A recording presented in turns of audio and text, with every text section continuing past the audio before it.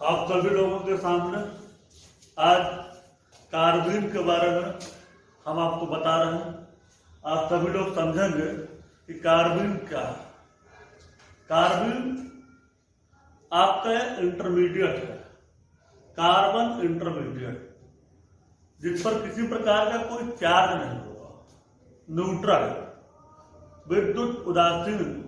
Carbon की वो charge जिस पर किसी प्रकार का कोई आवेश ना हो और उसकी संयोजकता 2 हो।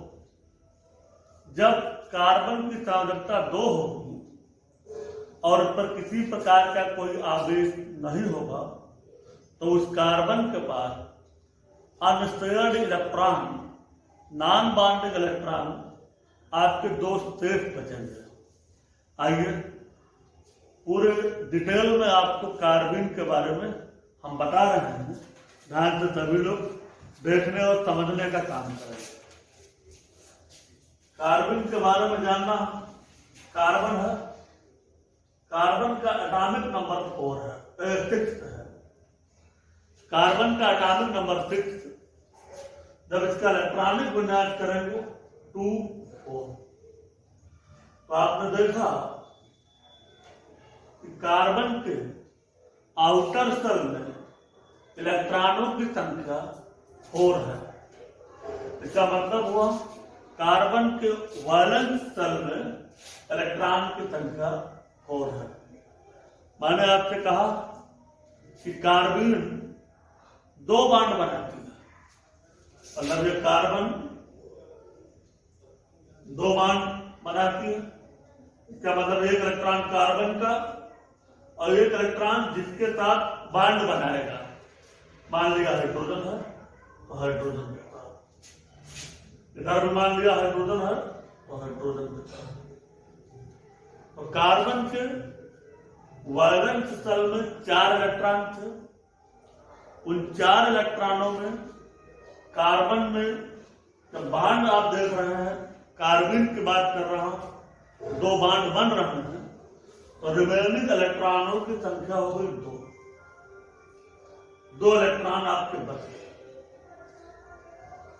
ये इंटरमीडिएट, कार्बन का वो इंटरमीडिएट जो केवल 2 बॉन्ड बना रहा हो और इसके 2 इलेक्ट्रॉन नॉन बॉन्डिंग इलेक्ट्रॉन के रूप में उपस्थित रहते हैं, उन्हें हम क्या कहते हैं?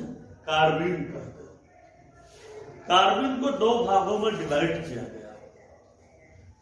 वो टाइप आपके सामने में रख रहा हूं, देखिएगा और समझने का प्रयास करेंगे। कार्बन का पहला टाइप है सिंगलेट। सिंगलेट कार्बन,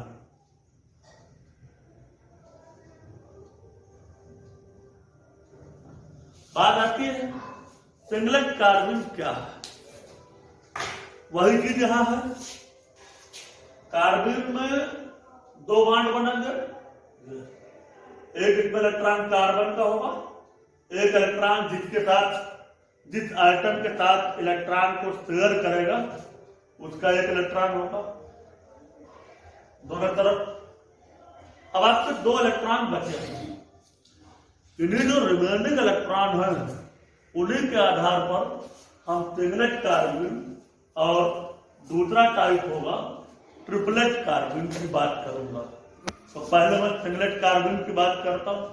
तो सिंगलेट कार्बन किस आधार पर नाम रखा जाएगा उसको मैं आपके सामने बता रहा हूं। इसके लिए फार्मूला है m equal to 2s + 1।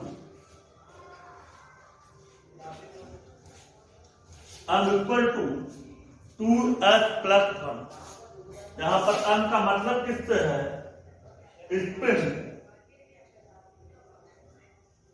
मल्टीप्लाइसिटी।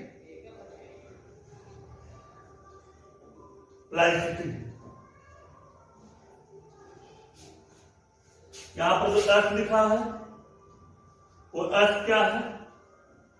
Resulted spin. Resultant spin off the electron. Electron की रिजल्टेंट स्पिन आती है। आप सभी लोगों को पता होगा कि इलेक्ट्रॉन की जो स्पिन होती है उसको हम स्पिन क्वांटम नंबर के द्वारा प्रदर्शित करते हैं, जिसके लिए हम क्या करते हैं, F बराबर, अगर इलेक्ट्रॉन क्लॉकवाइज अगर है, अगर इलेक्ट्रॉन की स्पिन अगर क्लॉकवाइज है तो मैं लिखता हूं +1/2। अगर एंटी क्लॉकवाइज है तो क्या लिखता हूं, -1/2। For electron spin in the clockwise, the spin quantum number are represented by +1/2, and when electron spin in the anti-clockwise, the spin quantum number are represented by -1/2। अब आपके सामने देखता हूं, इस फार्मूले को मैंने बता दिया। अब देख रहा हूं इस बात को, कहता है जो रिमेनिंग इलेक्ट्रॉन दो बचे थे, अगर वो दोनों इलेक्ट्रॉन मान लिया पेयर कंडीशन में, अगर वो दोनों इलेक्ट्रॉन अगर पेयर हो तो पेयर कंडीशन का मतलब हुआ एक इलेक्ट्रॉन आपका क्लॉकवाइज है और दूसरा आपका क्या होगा, एंटी क्लॉकवाइज। तो रिजल्टेंट स्पिन की बात करिए, तो रिजल्टेंट स्पिन निकालना है तो पहले इलेक्ट्रॉन के लिए मैंने क्या कहा, जो एरो ऊपर की तरफ लगाया तो इसका मतलब हुआ स्पिन क्वांटम नंबर +1/2। दूसरा इलेक्ट्रॉन उसकी स्पिन क्वांटम नंबर -1/2 होगी। क्यों? क्योंकि माने इलेक्ट्रॉन स्पिन का सिंबल जो है वो नीचे की तरफ किया है, तो इसका मतलब हो -1/2 +1/2 और -1/2, तो रिजल्टेंट स्पिन आ जाएगी आपकी 0। जब 0 आ जाएगी तो m बराबर फार्मूला बताएगा 2s + 1, इसमें रखते हैं 2, रिजल्टेंट स्पिन 0 है, +1, 2 को 0 से मल्टीप्लाई किया कि पूरी वैल्यू आपकी 0 हो गई, बचा कितना, 1, m बराबर 1। इसका मतलब हुआ सिंगलेट कार्बन। इस कंडीशन में जो कार्बन होगी उस कार्बन को हम क्या कहेंगे, सिंगलेट कार्बन। तो आपने समझ लिया होगा कि सिंगलेट कार्बन कब होगी, जब नॉन बॉन्डिंग इलेक्ट्रॉन जिसकी मैंने आपके सामने बात किया था, वो बोथ इलेक्ट्रॉन दोनों इलेक्ट्रॉन की स्पिन एक दूसरे के अपोजिट हो, यानी इसका मतलब हुआ वो इलेक्ट्रॉन पेयर है। तो अगर इलेक्ट्रॉन पेयर है तब ये आपके सामने आएगा m बराबर 1, और इस कंडीशन में कार्बन क्या कहलाएगी, सिंगलेट कार्बन कहलाएगी। जब ये पेयर होंगे तो इसका मतलब हुआ कि दोनों इलेक्ट्रॉन सेम ऑर्बिटल में क्या होंगे, पाए जाएंगे। इसका दूसरा टाइप है,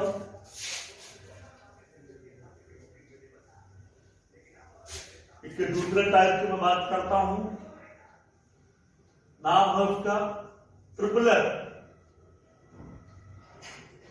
कार्बन।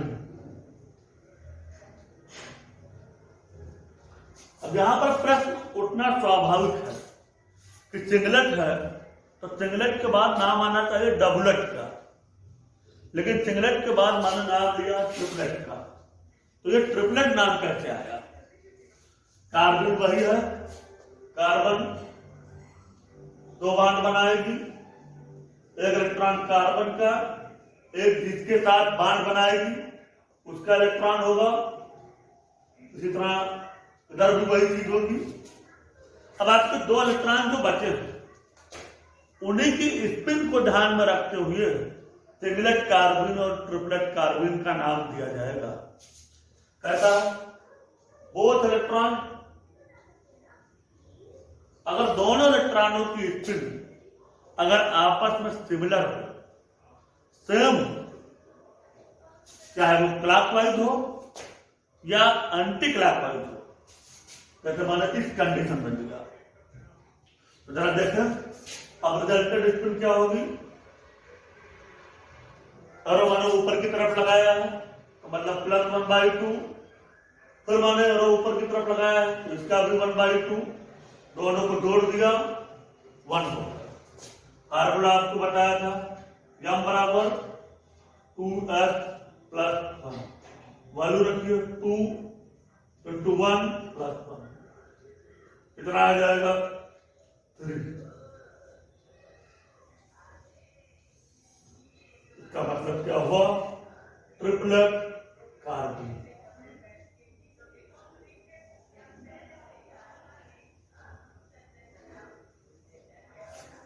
देख लिया ट्रिपलेट कार्बन, m की वैल्यू 3 आ गई।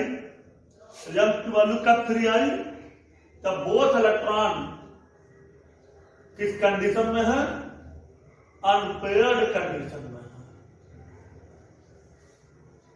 तो कार्बन के बचे हुए 2 इलेक्ट्रॉन, दोनों के इलेक्ट्रॉन की स्पिन अगर सेम हो जाती है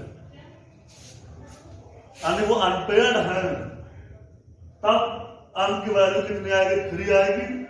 तब उस कार्बन को हम क्या कहेंगे, ट्रिपलेट कार्बन। इसका मतलब हुआ कि अनपेयर्ड इलेक्ट्रॉन है, तो इसका मतलब हुआ both electron are present in the different orbital. क्योंकि जब अनपेयर्ड इलेक्ट्रॉन होगा तो वो कभी भी सेम ऑर्बिटल में पाया नहीं जाएगा। इसका मतलब हुआ कि दोनों इलेक्ट्रॉन आपके अलग अलग ऑर्बिटल में उपस्थित होंगे। सिंगलेट में आपने क्या देखा, यही सेम कंडीशन थी, लेकिन दोनों इलेक्ट्रॉन एक ही ऑर्बिटल में थे। क्यों थे, क्योंकि उनकी स्पिन एक दूसरे के अपोजिट थी, और यहां पर दोनों स्पिन एक दूसरे के क्या है, समान है। ट्रिपलेट कार्बन को दूसरी भाषा में डाई रेडिकल भी कहा जा सकता है। ट्रिपलेट कार्बन को डाई रेडिकल कहा जा सकता है। डाई रेडिकल क्यों कहा जा सकता है, क्योंकि आप देख रहे हैं अनपेयर्ड इलेक्ट्रॉन की संख्या कितनी है, 2। अनपेयर्ड इलेक्ट्रॉन आपके 2 हैं, तो अनपेयर्ड इलेक्ट्रॉन 2 होने के नाते इसको हम क्या कह सकते हैं, डाई रेडिकल कह सकते हैं। लेकिन केवल इसे ट्रिपलेट कार्बन को ही मैं डाई रेडिकल कह सकता हूं, जबकि सिंगलेट को नहीं कह सकता, क्योंकि सिंगलेट में अनपेयर्ड ना होकर के वो समस्त इलेक्ट्रॉन क्या हो जाते हैं, पेयर हो जाते हैं। इसी के साथ आप सभी लोगों को ये बताना है कि आप हमारे समस्त विद्यार्थी, जो भी हमारे विद्यार्थी इस वीडियो को देखते हैं, वो सभी लोगों को शेयर करें। और अभी तक जिन विद्यार्थियों ने मेरे चैनल को सब्सक्राइब नहीं किया है, वो तुरंत सब्सक्राइब कर लें। सब्सक्राइब के साथ साथ देखें जरूर। मैंने आप लोगों से कहा था कि वीडियो आप लोगों के सामने आएंगे तो आप सब्सक्राइब करें, देखें और लोगों को दिखाएं। इसी के साथ सभी लोगों को बहुत बहुत धन्यवाद। अगले वीडियो का आप लोग इंतजार करें।